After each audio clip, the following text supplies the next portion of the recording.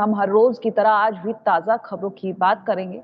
12,161 अब तक का आंकड़ा कोरोना की वजह से जिन लोगों की जान गई है और 895 लोग ऐसे हैं जिनकी मौत पिछले 24 घंटों में कोरोना की वजह से हुई है। तो चलिए, अगर हम इसी से रिलेटेड एक खबर की बात करें तो ये खबर दैनिक जागरण में सबसे पहली खबर होगी जो कोरोना को लेकर है, रिकवरी रेटिंग लेकर। देश में कोरोना वायरस महामारी के रोजाना मामलों में अब कमी आ रही है। देश में फिलहाल 64.5 लाख से अधिक लोग कोरोना से ठीक हो चुके हैं। इसके साथ ही कोरोना के सक्रिय मामलों में भी कमी आ गई है। एक्टिव मामले घटकर 8 लाख के पास पहुंच चुके हैं। पिछले काफी दिनों से कोरोना के सक्रिय मामले लगातार गिरते हुए नजर आ रहे हैं। इन आंकड़ों में कमी नजर आ रही है तो डब्ल्यूएचओ के अनुसार ये एक अच्छी बात है। स्वास्थ्य मंत्रालय के ताजा आंकड़ों के मुताबिक 24 घंटों में 63,371 मामले पाए गए हैं। और अगर हम पिछले दिनों की बात करें तो आंकड़ा बहुत तेजी से बढ़ा था। पिछले एक हफ्ते पहले की बात कर ले तो आंकड़ा 80 से 90 हजार के बीच था, लेकिन आज की अगर हम बात करें स्थिति की तो कोरोना संक्रमित मरीजों की संख्या काफी कम होती जा रही है। वहीं रिकवरी रेट बेहतर होता जा रहा है। ये जिस तरीके से वैक्सीन को लेकर बातचीत चल रही थी उसके मुकाबले रिकवरी रेट अगर देखा जाए तो सिर्फ दवाइयों के बलबूते पर जो रिकवरी रेट सामने आ रहा है वो काबिले तारीफ भी है। और डब्ल्यूएचओ के अनुसार भी जो भारत में कोशिश की जा रही है उसकी तारीफ खुद डब्ल्यूएचओ की तरफ से सामने आई है। वहीं अगर हम बात करें अगली खबर की तो ये अगली खबर हम पॉलिटिक्स से जुड़ी हुई लेंगे। कोविड-19 के हालात पर बोले पीएम मोदी, बड़ी बैठक की है। इससे पहले हम आपको बता दें कि पीएम नरेंद्र मोदी हर बार कोशिश करते हैं कि देश देश की जनता से रूबरू हों और उनको उत्साहित करें। किसी भी तरीके का कोई भी नेगेटिव थॉट माइंड में ना आए। हमेशा एनकरेज करने की ही सोचते हैं। जब भी हम अगर कोरोना को लेकर बात करते हैं तो 3 चीजें माइंड में आती है कि मास्क, सैनिटाइजर और सोशल डिस्टेंसिंग। ये 3 चीजें ऐसी हैं जो जिनका पालन करने से हम खुद को कोरोना से दूर रख पाएंगे। अगर हम बात करें पीएम नरेंद्र मोदी की तो उन्होंने शुरुआत से ही कहा कि जब तक वैक्सीन नहीं बन जाती हमें कोरोना के साथ जीने की आदत डालनी होगी। साथ ही साथ उन्होंने जो बात कही थी कि सैनिटाइजर, मास्क, सोशल डिस्टेंसिंग यानी कि 2 गज दूरी का पालन जरूर करें, क्योंकि इस वक्त कोई भी वैक्सीन सामने नहीं है और हमें अगर खुद को सुरक्षित रखना है तो खुद को इन 3 चीजों के लिए हमें बनाना होगा, इन 3 चीजों का पालन करना होगा। साथ ही साथ इस खबर की अब हम बात कर लें तो कोरोना महामारी के खिलाफ निरंतर सतर्कता और तैयारियों की उच्च स्थिति का आह्वान करते हुए प्रधानमंत्री नरेंद्र मोदी ने गुरुवार को स्वास्थ्य अधिकारियों को कोविड-19 की जांच और सीरो सर्वेक्षण बड़े पैमाने पर करने का निर्देश दिया। उन्होंने कहा कि कम लागत पर नियमित और तेजी से परीक्षण की सुविधा अभी के लिए उपलब्ध होनी चाहिए। महामारी पर अध्ययन और वैक्सीन निर्माण की प्रगति की समीक्षा बैठक की अध्यक्षता करते हुए प्रधानमंत्री ने पारंपरिक इलाज पद्धतियों के महत्व का भी उल्लेख किया। चूंकि वैक्सीन, बार बार मैं वैक्सीन का नाम इसलिए ले रही हूँ क्योंकि खुद पीएम नरेंद्र मोदी ने कहा कि पारंपरिक इलाज पद्धतियों का बहुत महत्व है। उसका उल्लेख भी उन्होंने किया क्योंकि वैक्सीन न जाने कब तक आएगी, लेकिन जब तक वैक्सीन नहीं आती हमें जो इलाज करना है वो इन्हीं पारंपरिक पद्धतियों के अनुसार ही करना होगा। प्रधानमंत्री ने न केवल भारत बल्कि पूरे विश्व के लिए परीक्षण, टीका और दवा का सस्ता और आसानी से उपलब्ध समाधान मुहैया कराने का देश का संकल्प दोहराया। बैठक में केंद्रीय स्वास्थ्य मंत्री हर्षवर्धन, नीति आयोग के सदस्य और मुख्य वैज्ञानिक सलाहकार भी मौजूद थे, जहां आधिकारिक बयान में कहा गया कि पारंपरिक चिकित्सा उपचारों की जरूरत को रेखांकित किया जाए, यानी कि जो पारंपरिक इलाज है उन्हीं सब पद्धतियों को अभी रेखांकित किया जाए, क्योंकि वैक्सीन जब आएगी तब आएगी, लेकिन तब तक इन्हीं इलाजों के तहत सभी मरीजों को ठीक किया जाए। अगली खबर की हम बात कर लेते हैं तो एक बड़ा फैसला सुप्रीम कोर्ट की तरफ से। ये खबर हम आपको बताएंगे क्योंकि काफी लोगों को इस खबर को सुन के खुशी होगी। सुप्रीम कोर्ट का बड़ा फैसला, बहू को है सास ससुर के घर में रहने का अधिकार। इस खबर के बारे में अगर हम बात करें तो अक्सर ऐसे केसेस देखे जाते हैं जहां जो विवाहिताएं होती हैं, बहुएं होती है, उनके साथ उनको प्रताड़ित किया जाता है ससुराल पक्ष की तरफ से काफी ऐसे केसेस देखे गए हैं कि बहू को ससुराल से बाहर निकाल दिया जाता है, उनका हक नहीं दिया जाता। सुप्रीम कोर्ट की तरफ से एक बड़ा फैसला आया है। सुप्रीम कोर्ट ने बहू के पक्ष में गुरुवार को एक ऐतिहासिक फैसला दिया। 3 न्यायाधीशों की बेंच ने कोर्ट के पुराने फैसले को पलट दिया। सुप्रीम कोर्ट ने कहा कि घरेलू हिंसा अधिनियम के तहत बहू को अपने पति के माता-पिता के घर में रहने का अधिकार है। यानी कि सुप्रीम कोर्ट ने गुरुवार को ये जो बड़ा फैसला लिया है, अब वो लागू हो जाएगा। ऐतिहासिक फैसला दिया गया है। सुप्रीम कोर्ट ने साफ कह दिया कि बहू को अपने पति के माता-पिता के घर में रहने का एक अधिकार है और ये अधिकार कोई भी उससे नहीं छीन सकता। न्यायाधीश अशोक भूषण की अध्यक्षता वाली 3 न्यायाधीशों की पीठ ने तरुण बत्रा मामले में 2 न्यायाधीशों की पीठ के फैसले को पलट दिया। कोर्ट ने अपने फैसले में कहा कि परिवार की साझा संपत्ति और रिहायशी घर में घरेलू हिंसा की शिकार पत्नी को एक हक मिलेगा। सुप्रीम कोर्ट ने इस बाबत दिए अपने फैसले में साफ कहा कि पीड़ित पत्नी को अपने ससुराल पक्ष और साझा जो भी संपत्ति है यानी कि घर में रहने का कानूनी अधिकार होगा। पति की अर्जित की हुई संपत्ति यानी कि अलग से बनाए हुए घर में तो अधिकार होगा ही, लेकिन अब सुप्रीम कोर्ट ने अपने फैसले में घरेलू हिंसा कानून 2005 का हवाला देते हुए कई और बातें भी स्पष्ट कर दी हैं। पति की जो संपत्ति होगी उस पर तो पत्नी का अधिकार होगा ही, लेकिन अब पति के माता-पिता के घर में भी बहू का रहने का कानूनी अधिकार बना दिया गया है। तो ये बड़ा फैसला सुप्रीम कोर्ट की तरफ से सामने आया। अगली खबर के बारे में अब हम बात कर लेते हैं। तो ये खबर हम नेशनल फील्ड से लेंगे। अगर हम नेशनल खबरों की बात करें तो सबसे पहली खबर कोरोना को लेकर ही है, जो कि हम आपको ऑलरेडी बता चुके हैं। अब हम बात कर लेते हैं। ट्विटर के डाउन होने से यूजर्स हुए परेशान, कंपनी ने हैकिंग की बात से किया इनकार। तो ये नेशनल फील्ड से हम आपको खबर बता रहे हैं। Micro blogging site Twitter down हो गया, जिसके चलते लाखों लोग अपने अकाउंट्स पर अपडेट्स नहीं देख पाए। इसमें ट्विटर ने साफ किया कि हमारे इंटरनल सिस्टम में कोई दिक्कत नहीं आई, लेकिन अभी तक हैकिंग जैसी कोई बात भी साफ नहीं हुई है। अगर हम ट्विटर की बात करें तो ये नेटवर्क डाउन होने का रीजन अभी साफ नहीं हो पाया। साफ कहा गया कि हमारी तरफ से कोई भी परेशानी नहीं हुई है और साथ ही साथ हैकिंग की बात को भी अभी पुष्ट नहीं किया गया, उसकी पुष्टि नहीं की गई। लेकिन हम बात करें अगर ट्विटर हैक होने की, तो इस तरीके की कोई खबर सामने नहीं आई और ट्विटर ने खुद इनकार किया कि इंटरनल भी कोई प्रॉब्लम नहीं है। क्या कारण है वो तो हम आपको बताएंगे ही आगे। लेकिन इस खबर के बारे में अगर बात करें तो दुनिया भर में करोड़ों लोगों द्वारा इस्तेमाल किए जाने वाला ट्विटर 15 अक्टूबर की शाम को डाउन हो गया। हालांकि ट्विटर की सेवाएं फिर से बहाल हो गई, लेकिन 2 घंटे तक ग्लोबल आउटेज के चलते ट्विटर डाउन रहा। दुनिया भर के देशों में लोगों को दिक्कत का सामना करना पड़ा, लेकिन अभी भी ट्विटर की तरफ से कोई कारण स्पष्ट नहीं किया गया कि ऐसा क्यों हुआ था। वही अब हम अगली खबर की बात कर लेते हैं। तो पॉलिटिकल फील्ड में एक बार फिर से हम चलेंगे तो teachers recruitment in UP, CM Yogi Adityanath फिर से आगे बढ़ते हुए, क्योंकि अगर हम बात करें यूपी के सीएम योगी आदित्यनाथ की तो काफी कुछ ऐसा रहता है जो डिफरेंट रहता है उनकी तरफ से। तो सीएम योगी आदित्यनाथ चयनित 31,277 अभ्यर्थियों को आज बांटेंगे नियुक्ति पत्र। खबर के बारे में बात करेंगे। लंबे समय तक कोर्ट कचहरी का चक्कर लगाने के बाद भी अधर में लटके सहायक अध्यापकों का लंबा इंतजार खत्म हो रहा है। प्रदेश के परिषदीय प्राथमिक स्कूलों में सहायक अध्यापक पद पर चयनित 31,277 अभ्यर्थियों को आज यानी कि 16 अक्टूबर को नियुक्ति पत्र बांटे जाएंगे और जो कि सीएम योगी आदित्यनाथ की तरफ से ही दिए जाएंगे। इसमें लखनऊ के साथ ही अन्य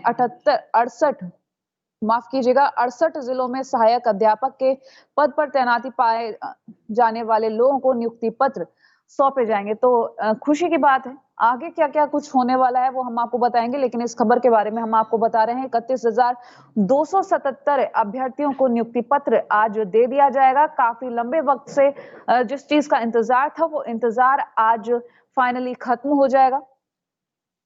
अगली खबर के बारे में हम बात कर लेते हैं। तो पोखरा, काठमांडू और विराटनगर तक पहुंची रेल भारत नेपाल संबंधों के लिए मील का पत्थर साबित होगी। इस खबर के बारे में हम बात कर लेते हैं। तो तिब्बत के रास्ते नेपाल तक रेल लाइन बिछाने की चीन की योजना के पीछे उसकी मंशा नेपाल के परिवहन ढांचा को विकसित करने के साथ ही अपना तंत्र मजबूत करना भी है। नेपाल के अनेक आर्थिक विशेषज्ञ ये जानना चाहते हैं कि नेपाल आखिर चीन को क्या निर्यात करेगा। क्या नेपाल सरकार ने यह अध्ययन कराया है कि कोलकाता पोर्ट से आने वाली वस्तुओं और चीन से तिब्बत होकर सड़क और भविष्य के रेल से आने वाली वस्तुओं के दाम एक जैसे होंगे कि नहीं, क्योंकि ये एक बड़ा सवाल है। आशंका पूरी है कि चीन के रास्ते आने वाला सामान महंगा ही होगा। अगर चीन केवल व्यापारिक उद्देश्यों की पूर्ति के लिए भारतीय सीमा तक रेल चाहता है तो उसे नाथुला दर्रा वाले मार्ग पर विचार करना होगा। तो ये खबर पॉलिटिक्स से रिलेटेड, लेकिन इसका क्या नतीजा होगा ये अभी तक सामने नहीं आया, लेकिन जो भी खबरें होंगी वो हम आप तक पहुंचाते रहेंगे। अगली खबर पर हम बात कर लेते हैं। तो ये खबर, विदेश मंत्री बोले गतिरोध हल पर चीन से चल रही है बात। ये दोनों देशों के बीच बेहद गोपनीय मामला। अगर हम चीन से बातचीत के बारे में बात करें तो ये पहली बार बातचीत नहीं हो रही। पिछली बार भी कुछ बातचीत हुई थी और उससे पहले भी अक्सर हम देखते हैं कि कुछ गोपनीय तथ्यों पर बातचीत होती रहती है, लेकिन आगे क्या नतीजा रहेगा इस खबर के बारे में बात कर लेते हैं। विदेश मंत्री एस जयशंकर ने गुरुवार को कहा कि भारत और चीन सीमा गतिरोध को हल करने के लिए वार्ता कर रहे हैं। इस पर पहले से ही अनुमान नहीं लगाना चाहता।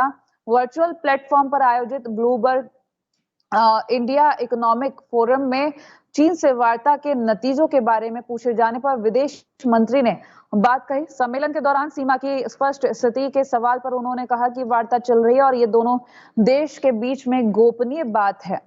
मैं सार्वजनिक रूप से बहुत ज्यादा कुछ कहने की स्थिति में नहीं हूं। मैं निश्चित ही इसके लिए पहले से कोई अनुमान नहीं लगाना चाहता। तो गोपनीय बात है तो इसका मतलब ये है कि जब ये बात कंप्लीट हो जाएगी, नतीजा सामने आ जाएगा, तब इसका अनाउंसमेंट होगा। लेकिन अभी हम जिस टॉपिक के बारे में बात कर रहे हैं, तो चीन सीमा गतिरोध को हल करने के लिए ये वार्ता चल रही है। क्या रिजल्ट्स रहेंगे हम आपको बताते रहेंगे, लेकिन अभी किसी भी तरीके का कोई खुलासा विदेश मंत्री की तरफ से नहीं किया गया।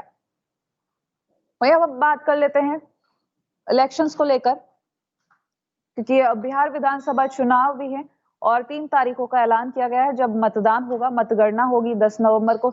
उससे पहले पहले क्या कुछ होने वाला है वो हम आपको बता दें। तो पहली खबर, बिहार में आज रैलियां, सीपीएम के चुनावी घोषणा पत्र का भी इंतजार रहेगा। तो इस खबर को हम पूरा आपको बता दें। बिहार में आज रैलियों का दिन है। आज भारतीय जनता पार्टी के अध्यक्ष जेपी नड्डा की 2 रैलियां हैं। इमामगंज, ओबरा, बेलागंज और कुर्था में जनता दल यूनाइटेड के अध्यक्ष और मुख्यमंत्री नीतीश कुमार की 4 रैलियां हैं। राष्ट्रीय जनता दल के नेता तेजस्वी यादव कहलगांव, भभुआ, जगदीशपुर, शाहपुर और बढ़हरा और संदेश में रैलियां करेंगे। बीजेपी की ओर से मुख्यमंत्री नीतीश कुमार और उप मुख्यमंत्री सुशील मोदी का रोड शो मोहनिया, डेहरी और आरा में रहेगा। तो जिस तरीके से रैलियों की जो एक शुरुआत हुई है, क्या नतीजे रहेंगे, क्योंकि अलग अलग पार्टीज सेम डे पर जब रैलियां कर रहे हैं, आगे किस तरीके के नतीजे रहेंगे वो देखने वाली बात होगी। क्योंकि इसके नतीजे जो हैं 10 नवंबर या 11 नवंबर को सामने आ ही जाएंगे, क्योंकि मतगणना जो होगी वो 10 नवंबर को होगी, लेकिन 3 तारीख है, मतदान होंगे। बड़े असमंजस वाली बात है, क्योंकि शुरुआत से तैयारियां काफी तेजी से हुई। जब हमने इलेक्शंस की बात सुनी थी तब कोशिश ये भी की गई थी कि विधानसभा चुनाव ना हो, लेकिन अब जब तैयारियां खत्म हो चुकी हैं और जो मतदान की तारीख है वो पास में ही है, तो किस तरीके के रिजल्ट्स रहेंगे वो देखने वाली बात होगी। क्योंकि इस बार इन इलेक्शंस में काफी कुछ खास रहने वाला है। काफी ऐसे मुद्दे रहे हैं जिनका वोट बैंक भी बना है, और किस पार्टी को कितना फायदा होगा वो 10 नवंबर को पता चलेगा। तो बिहार चुनाव में हम अगली खबर की बात कर लेते हैं। बिहार के गोपालगंज में चुनाव लड़ रहे पीएम मोदी की तरह ही दिखने वाले एक शख्स से रिलेटेड ये खबर।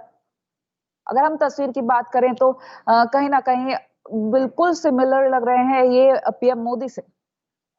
खबर के बारे में बात करें तो बिहार विधानसभा चुनाव में प्रत्याशियों के लिए वोट मांगने प्रधानमंत्री नरेंद्र मोदी आ रहे हैं, लेकिन क्या आप जानते हैं कि ये पीएम नरेंद्र मोदी यहाँ चुनावी मैदान में निर्दलीय जोर आजमा रहे हैं? अब हम आपको बता दें कि इनको पीएम नरेंद्र मोदी क्यों कहा गया, क्योंकि ये हूबहू पीएम मोदी की ही तरह देखते हैं। अब जैसे मैंने आपको खबर बताई, आपको ये लग रहा होगा कि पीएम नरेंद्र मोदी वोट मांगने आ रहे हैं।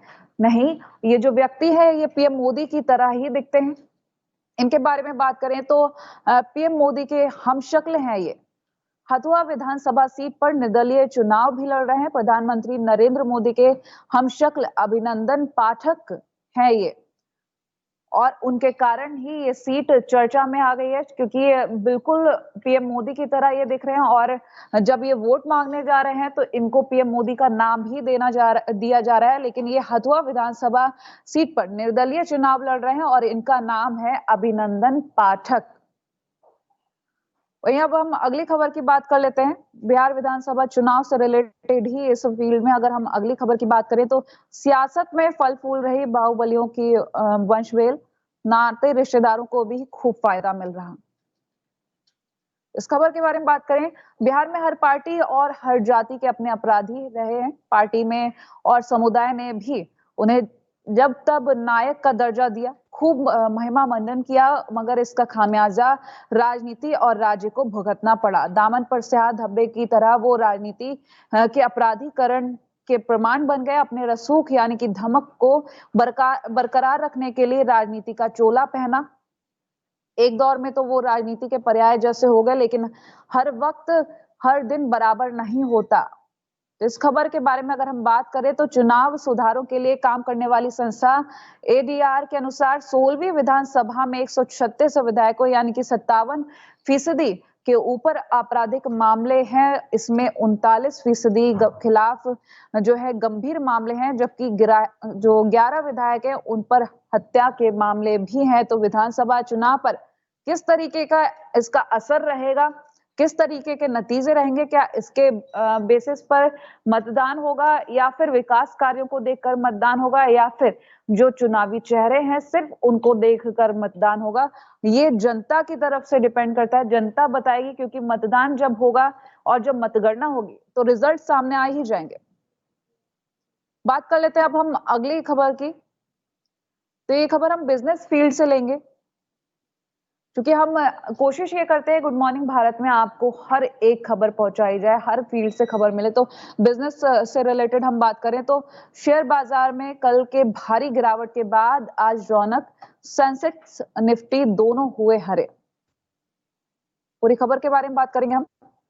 सप्ताह के आखिरी कारोबारी दिन यानी कि शुक्रवार को शेयर बाजार हरे निशान पर खुला। बॉम्बे स्टॉक एक्सचेंज के प्रमुख सूचकांक सेंसेक्स 261.39 अंक ऊपर यानी कि 39,989.80 के स्तर पर खुला। वहीं नेशनल स्टॉक एक्सचेंज के निफ्टी की शुरुआत 47.05 अंक ऊपर यानी कि 11,727.40 पर हुई।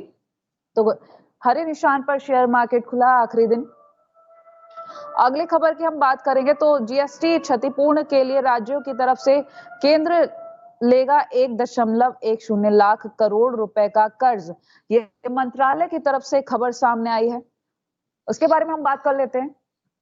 तो माल एवं सेवा कर यानी कि जीएसटी राजस्व में होने वाली कमी को पूरा करने के लिए राज्यों की तरफ से केंद्र सरकार खुद 1.1 लाख करोड़ रुपए का कर्ज उठाएगी। वित्त मंत्रालय ने गुरुवार को यह जानकारी खुद दी है। बात कर लेते हैं अब हम टेक ज्ञान की। तो टेक ज्ञान की अगर हम बात करें तो काफी हम आपको जो इंफॉर्मेशन देते हैं टेक ज्ञान में, मोस्टली हम आपको मोबाइल फोन्स की देते हैं, लेकिन आज हम आपको अगर सेल की बात बताएंगे, क्योंकि मोबाइल फोन्स लोग खरीदना चाहते हैं लेकिन कभी कभी सोचते हैं कि रीजनेबल प्राइस में मिले, तो हम उनके लिए ये खबर बताएंगे। फ्लिपकार्ट पर बिग बिलियन सेल है और ये सेल लाइव भी चलेगी। इसके बारे में हम बात करें तो Flipkart big billion days 2020 sale की शुरुआत हो गई है आज, यानी कि 16 अक्टूबर से शुरू हुई ये सेल 21 अक्टूबर तक चलेगी। इस सेल में कस्टमर्स कई लोकप्रिय smartphone, laptop, TV, headphone, speaker समेत अन्य इलेक्ट्रॉनिक्स पर ऑफर्स पा सकते हैं और काफी कम दामों में, जैसे कि जो ओरिजिनल एमआरपी है उससे काफी कम दामों में ये चीजें पा सकते हैं। तो अगर आपको भी इस सेल का लाभ लेना है तो 16 अक्टूबर से 21 अक्टूबर के बीच में आप फ्लिपकार्ट से शॉपिंग कर सकते हैं। अगर हम ऑटो फील्ड में बात करें तो hyundai की जो hyundai क्रेटा है उसके रिकॉर्ड तोड़ बिक्री हो रही है। विदेशों में भी 2 लाख से ज्यादा यूनिट्स बेचे जा चुके हैं। इस तरीके से हम आपको हर खबर बताते हैं। इस खबर के बारे में अगर हम बात कर ले, क्योंकि हमने अभी तक टेक ज्ञान की बात की, अब इस खबर की बात करें तो दरअसल कंपनी ने विदेश में 2 लाख से ज्यादा क्रेटा कारें बेची हैं। इतनी भारी संख्या में एक्सपर्ट जो है उनका साफ कहना है कि भारत समेत दुनिया के अन्य देशों में भी क्रेटा जबरदस्त रिस्पांस ले रही है और इसी वजह से 2 लाख से ज्यादा यूनिट बेचे जा चुके हैं। आगे भी हम इस तरीके की आपको खबरें पूरा दिन पहुंचाते रहेंगे, लेकिन गुड मॉर्निंग भारत में आज के लिए इसी के साथ इतना ही। देश और दुनिया की तमाम बड़ी खबरों के लिए देखते रहिए एबी स्टार न्यूज।